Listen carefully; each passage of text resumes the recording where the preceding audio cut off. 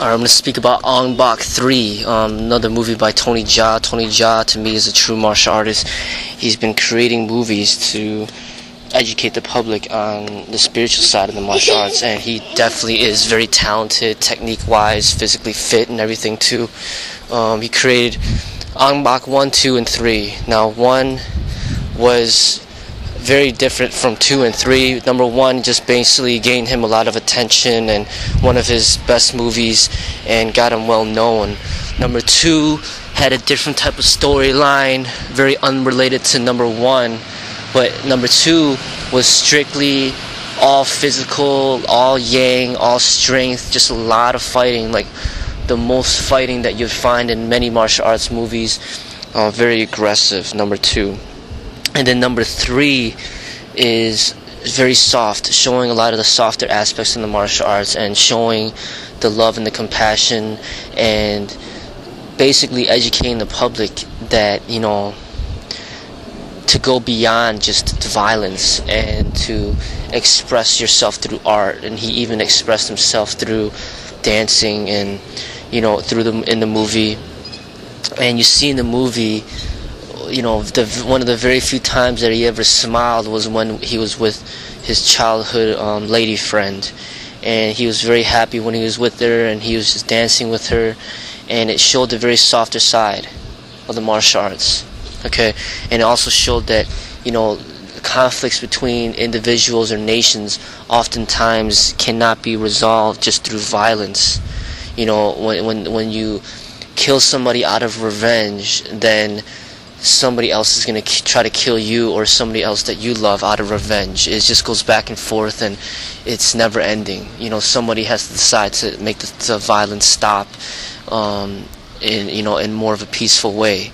But it's just the way that I liked about the way Tony Jaa did his movies is that he attracted the audience through the violence and in which to expose to them the beauty of the peace and the spiritualness in the martial arts.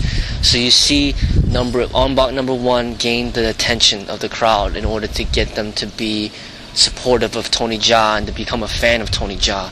Number 2 was mainly aggression because, you know, I'm pretty sure he knew that the audience is very attracted to violence, so he gave them all the violence that they wanted to see. So this set up the fan base for society. It set up that customer base in order to finally expose them to Ong Bak 3, which is something a lot more peaceful, and to educate them more about the foundations of art and what martial arts truly should represent. So because he started off with the violence, he gained that fan base, and with that fan base, it exposed more people, you know, to try to educate them on something deeper than just the violence alone. And that's what I liked about, you know, the 3-part movies of Ong Bak. Jet Li has been starring in a lot of movies that have some good deep meaning in it, and most of these movies are movies that were created in China or another country other than the U.S. Because the U.S. movies, he's just basically exploited for his martial arts skills, and that's it. But if you watch the movies that are created in his own country, you know, there's a lot more meaning behind them. Alright, one of the movies that I really liked that portrays good meaning is a movie called Hero. And in the movie, basically the objective, I mean, the plot is about, like, you know, 4 assassins that wanted to train to kill the emperor, because, you know, the emperor, you know, I guess killed off some people in their territory or whatever, and they wanted to get back at him. So Jet Li was training pretty much most of his life in order to assassinate the emperor, as well as others were doing the same, other assassinators.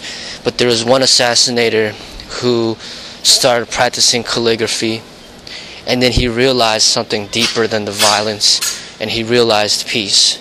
So he saw something beyond the violence, and then he lost that desire to seek revenge.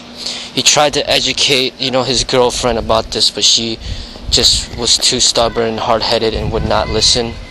And he's tried to educate Jet Li about it as well. But Jet Li was very, he had a lot of anger and hatred, and he wanted revenge. And he went to seek revenge. He got very close to the emperor and had the opportunity to take the emperor's life. But then he realized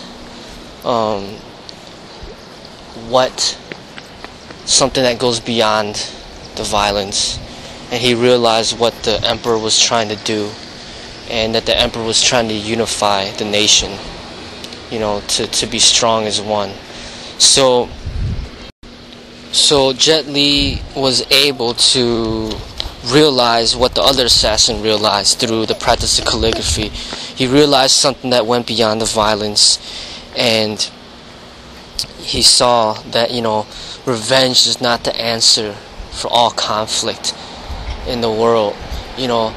There has to be an understanding, an element of peace, and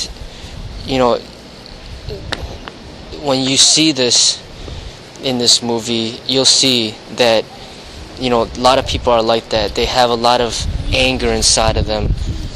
They have a lot of anger inside of them, a lot of hatred, and that's a lot of times why people practice martial arts, is because they want to express this anger and hatred. And a lot of times people express it in very negative ways. They might have this anger within them, and then they want to express this anger towards somebody else. But no matter if it's in the ring or in the cage or in the streets. But the thing about it, there has to come to a point where you realize that it's an endless cycle. If you keep expressing anger and hatred out to those around you, it's just going to come back towards you, and it's just a cycle of endless violence until you reach a certain stage that it's up to you to neutralize that anger and aggression, and to find peace within yourself. When you're able to find peace within yourself, then you will be promoting peace around you.